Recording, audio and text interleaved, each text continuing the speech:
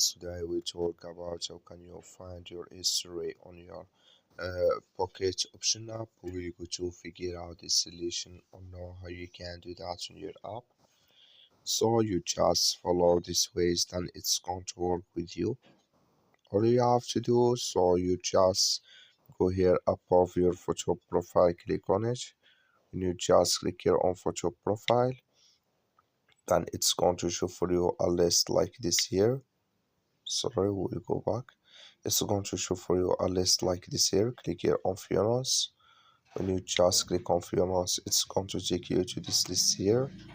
Then you click here on history. Just click on history here. So then it's going to take you to this list. And here you will find your deposits history and withdrawal and insurance transfer here. So here all types, can you select it and you click on apply, then it's going to show for you here in this list. So thank you for watching. Don't forget to support us by liking, subscribe.